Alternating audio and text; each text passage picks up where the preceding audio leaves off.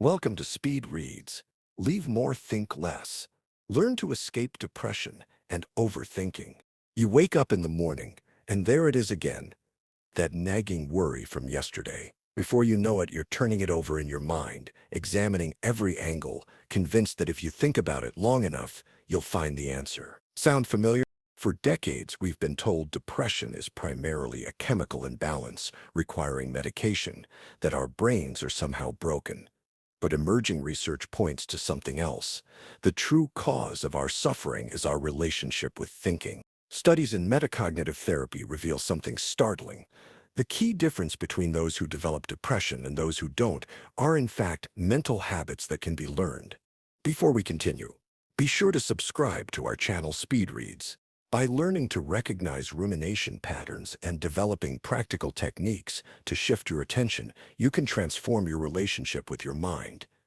The aim isn't forced positivity, but freeing yourself from overthinking and engaging more directly with life.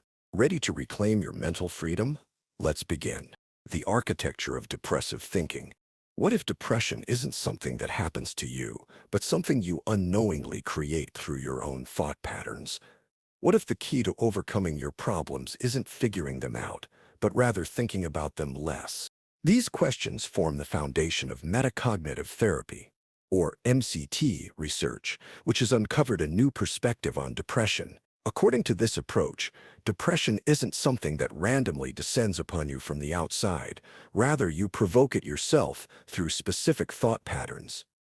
Fortunately, this means that you can also fight it. Research shows that, while everyone faces crises and negative emotions, only some people become depressed. Why is that? It's due to differences in how we manage our thoughts. Let's take a closer look at thoughts. The self-regulatory executive function model describes how the mind operates on three distinct levels. The lower level consists of the constant stream of mental events that automatically happen moment by moment, mental visualizations, feelings, thoughts, memories. You don't have much control over this level. Above this is the middle strategic level. This is where you choose how to handle your thoughts, deciding, for example, whether to keep thinking about something or to stop. The uppermost layer is the metacognitive level. This consists of your beliefs about thinking itself. Metacognitive thoughts can be positive thoughts, such as, worrying helps me cope, or negative thoughts, such as, I can't control my thinking. Metacognitive therapy states that depression happens when we rely too heavily on particular thinking strategies at the middle level. And this happens because of mistaken beliefs we have about thinking itself, the upper metacognitive level. In a nutshell, when we come to believe the wrong things about the mind, we end up using strategies that don't work, or at least not as well as we think. Next, let's look at what exactly these flawed strategies are and how they often go wrong. The four horsemen of depression. The first and perhaps most ruinous strategy is rumination. Think of rumination as getting stuck in a loop of thoughts. It's not just thinking about something, but repeatedly going over and over the same thoughts again and again. What went wrong? Why did that happen? The author Pia Callison compares rumination to a train of thought that you can't seem to get off. Consider a musician who receives a harsh review. They initially feel disappointed naturally, but then they spend hours each day replaying the critic's words, analyzing every performance detail, questioning their talent, and imagining the judgments of the audience. Within weeks, they're sleeping poorly, avoiding practice, and getting depressed. Meanwhile, their bandmate, who received similar criticism, felt the initial sting, but responded differently. They limited their reflection time, focused on upcoming performances, and maintained their regular routines, so avoiding the depressive spiral. The second flawed strategy is worry. Worry is similar to rumination, but it's more about the future. It often focuses on hypothetical scenarios and what might go wrong. While it's normal to worry sometimes, worrying becomes excessive when we get so caught up in imagining bad things that could happen that we make life worse for ourselves in the present. The third strategy, monitoring behavior, refers to the habit of obsessively checking in with yourself, particularly concerning your mood and well-being. While it's healthy to notice your feelings, it can become problematic when this checking becomes excessive and a trigger for feeling worse. For example, frequently asking yourself, "How am I doing now?" can actually lead you to more rumination and keep your focus on negative feelings. It's like constantly taking your emotional temperature, with every minor change becoming a cause for concern. The last of the four flawed strategies, inappropriate coping behavior, is more of an umbrella category. These are things you do to try and avoid unpleasant thoughts and feelings that unfortunately make things worse in the long run. This can include suppressing thoughts and feelings. Paradoxically, the more you exert yourself to avoid negative thoughts, the more they tend to occupy your mind. It can also include getting angry with or blaming yourself for having feelings.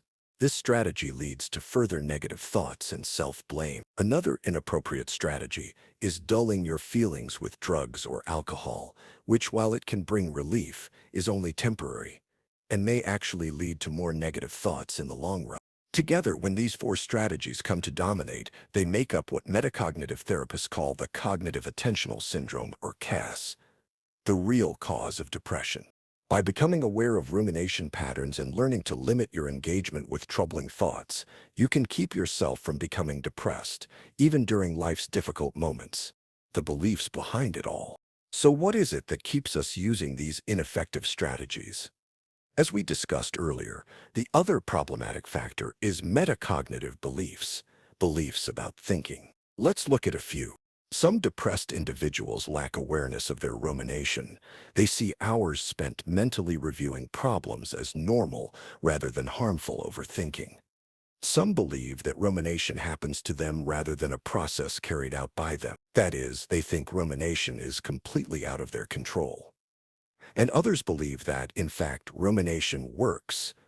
They think that extensive analysis is what they need to solve their problems. These beliefs about thinking serve as a kind of hidden scaffolding of depression, keeping us stuck. Consider Steve, who struggled with his adult son's constant requests for money. He spent hours each day deliberating whether giving him money was helpful or harmful. He monitored his activities obsessively and eventually withdrew from social activities as his mood deteriorated. His breakthrough came when he realized he needed to limit his rumination. He decided to set aside 1 hour per day when he was allowed to think about the issue. The rest of the day, he would direct his attention elsewhere. By limiting rumination to 1 hour daily, his energy returned, and he found it easier to set boundaries. The research supporting metacognitive therapy is impressive. Studies show a 70 to 80% recovery rate for depression and anxiety, significantly higher than traditional therapy's success rate of 50%. Research across multiple countries confirms these results hold both short and long term. Recovery through metacognitive therapy follows 5 steps: becoming aware of rumination, believing you can control it, abandoning the notion that rumination leads to solutions, taking action regardless of motivation, and accepting that thoughts are normal, not evidence of biological defects. Your goal isn't to eliminate your rumination entirely, but rather to limit its dominance. Just as wounds heal best when they're not constantly picked at, your mind recovers naturally when you allow your thoughts to flow without excessive engagement. Trigger thoughts. Your brain generates up to 70,000 thoughts daily. But these thoughts aren't all created equal. You can become trapped in cycles of rumination after experiencing what therapists call trigger thoughts. Think of your mind as a television with countless channels. Trigger thoughts, those first thoughts that spark emotional reactions, are the ones that tend to keep you watching for hours, analyzing every scene. Sad trigger thoughts, such as "Why am I so bad at this?" or anxious ones like "What if I fail again?" become problematic when you believe you have to watch the full program. While you can't control what shows up on your mental screen, you can decide to change the channel. Instead of trying to resolve trigger thoughts through analysis, you can switch to more effective strategies, things like deliberately redirecting your attention or setting specific time limits for worry. Maya, a marketing executive, received tough criticism during a client presentation. Initially disappointed, she found herself replaying the meeting constantly, analyzing every word. The more she analyzed, the worse she felt. During therapy, Maya learned to identify her primary trigger thought. This proves I don't belong in this role. Instead of watching this mental program on repeat, she now practices a new response. When the thought appears, she acknowledges it. There's that thought again, and deliberately switches to something else. She designates just 20 minutes each evening for worry time, and outside this window she practices immersing herself in present moment tasks. 3 months on, Maya still experiences trigger thoughts, but she doesn't get caught up as much. By limiting her rumination, her energy has returned, allowing her to implement practical solutions rather than being stuck watching reruns. An anti-rumination dojo. We've looked at the method of creating dedicated worry time. Now let's look at some other effective strategies. One powerful technique is attention training, which helps you regain control over your mind by deliberately directing your focus. Here's how it works. First, find somewhere you can hear multiple sounds simultaneously, perhaps the soft patter of rain on a window and the sounds of traffic in the distance. Then, try focusing exclusively on just one of the sounds. After around 10 seconds, shift your attention to another. This trains your ability to choose where your attention goes. As you progress, you can quicken these transitions to just 2 to 4 seconds per sound. Eventually, practice dividing your attention equally across all sounds simultaneously. Unlike many forms of meditation which may increase internal focus, this training specifically strengthens your ability to direct attention outward, away from rumination. When Callison's clients struggle with this exercise, she sometimes uses a practical demonstration. She hands them a dry erase marker and asks them to write the thoughts that are troubling them on the window. First, they focus completely on the written thoughts, noticing how the outside world becomes blurry.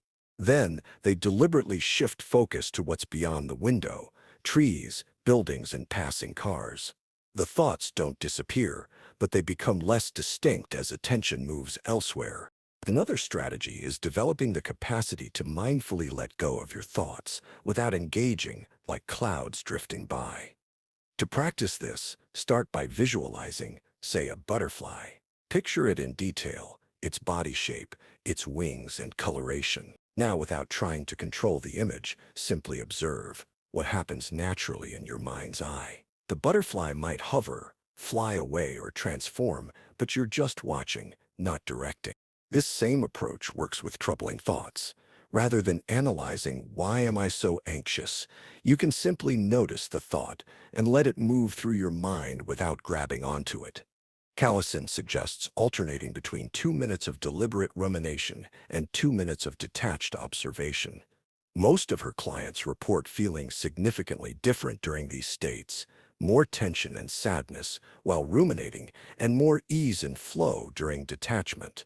For some especially heavy ruminators, success comes particularly gradually, starting with just 1 hour of detached mindfulness daily, then adding an additional hour each day can help build the mental muscle needed for longer periods. Step by step, by observing thoughts without engaging them, you can learn to avoid getting caught up in rumination. You are not your thoughts. Do you consider yourself an analytical person, perhaps an overthinker? Many people view analytical thinking as an intrinsic part of who they are, but excessive rumination is actually a learned behavior. As we've seen, spending too much time ruminating can keep us stuck in life and even spiral into depression. There's a widespread belief that rumination leads to breakthroughs and solutions, but therapeutic evidence suggests otherwise.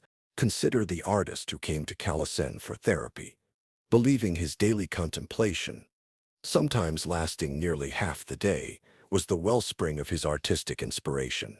Yet he had to admit, it also seemed to worsen his depression.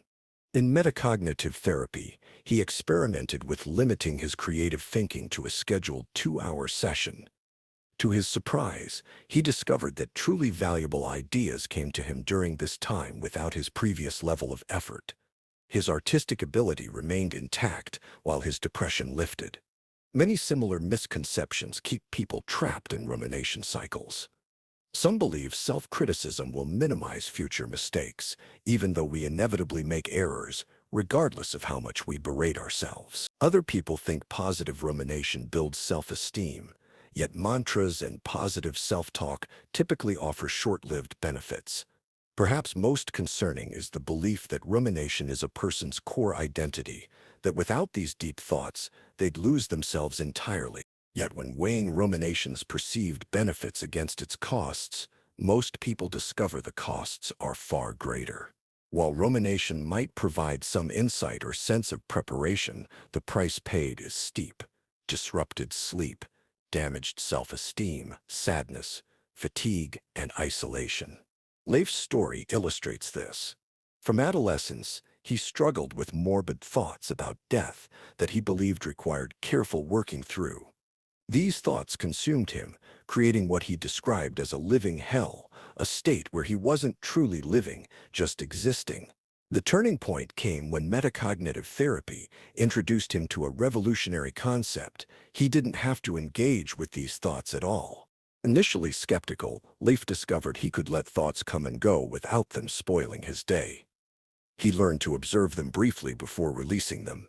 The result was freedom from depression, greater emotional resources, and improved self-esteem. Leif's dark thoughts still arrive from time to time, but he no longer languishes or feels trapped in them.